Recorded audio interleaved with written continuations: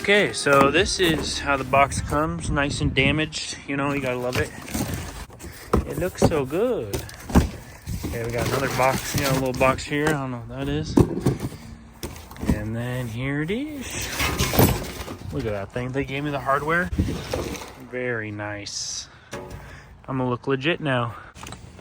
Okay, is this instructions? We don't need those, man. We don't need those. Right now, I am sanding the ZR2 skid plate because if you noticed, it doesn't really match that plastic center on the front of the truck. And I mean, I know it's gonna chip. That's why I'm spray painting it.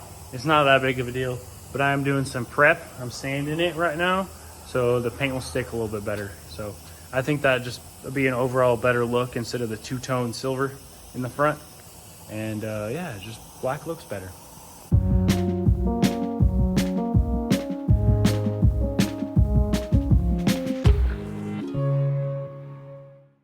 Okay, so this is it, all prepped up. I sprayed off all the bullshit and now I'm just wiping it down, making sure there's no dust on it, cleaning her up, and then we're gonna give her a spray. Okay, so it is a skid plate, but I'm probably not gonna try that hard.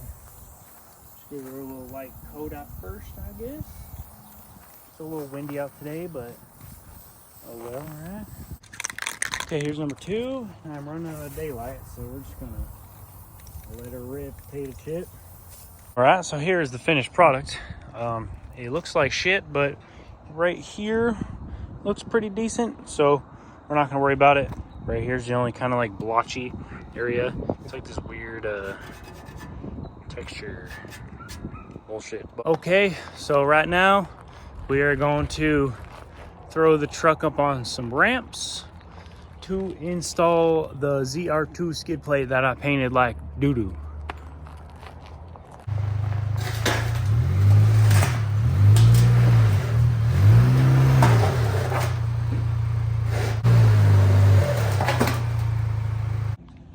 Okay, so for these bolts, right there, there, and then 2 under here is gonna be a half-inch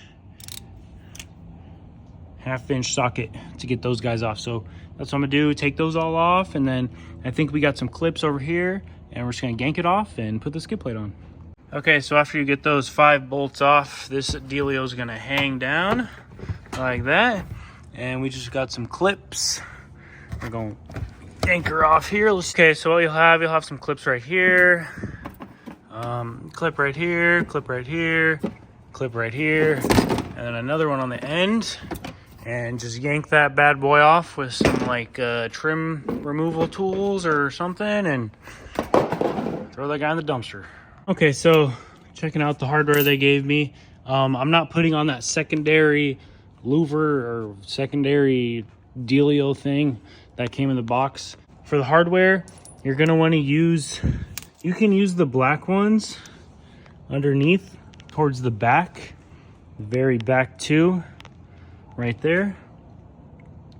And then you're gonna have to run these extra longer ones on these bolts right here, closer to the front of the truck. Just because the black ones don't reach into those nutserts enough. So you're gonna have to run those silver ones right there. But I mean, it's not a big problem, it's all good. It's all good. Dang. It looks a lot better than that big old piece of plastic shit right there. It looks really good. Even though that's not big of a difference, it does look pretty slick, dude.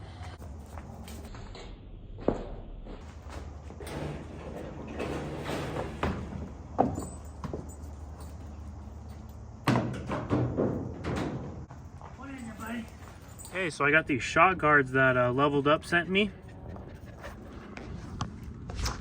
And I will show you guys how I put the other one on.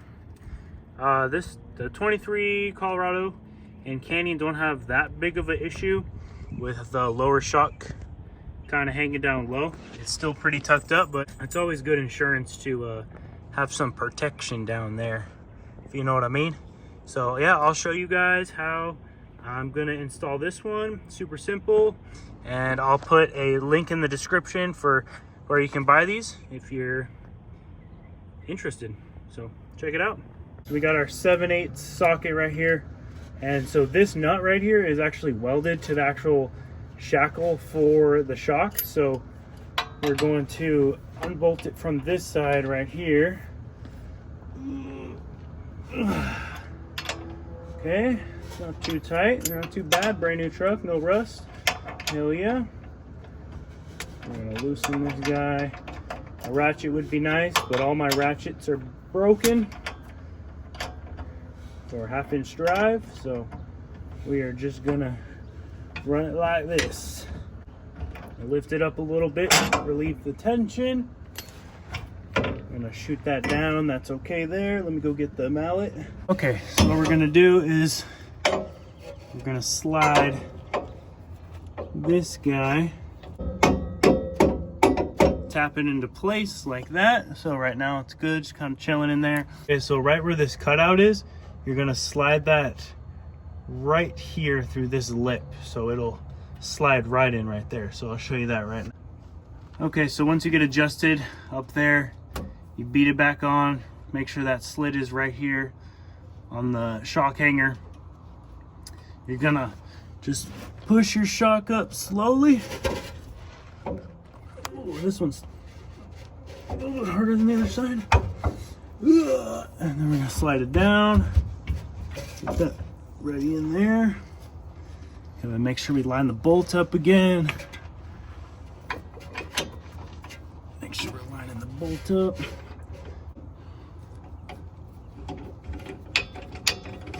No ratchet over here, you know, a little redneck, but it'll do. Okay, so we're gonna tap it even here. Make sure this bolt hole lines up on the other side. Not quite. So I need to go down just a turn. Just a turn here. Just give it her a couple good ugga-duggas. You know what I mean? Okay. I'm about 180 pounds. 180 foot-pounds. That is how you do the leveled up shock guard install. Keep you protected, you know what I mean?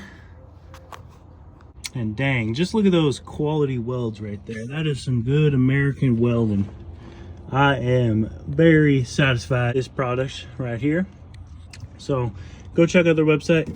They got some pretty sick shock guards for sale.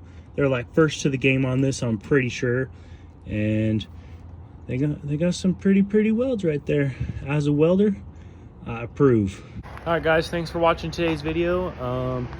Here's a little sneak peek for next week's video. So if you guys stayed around, you guys get a little sneak peek. You guys got to guess though what's going on up front different. But I appreciate you guys watching. Like, comment, subscribe. I love you guys. Peace out.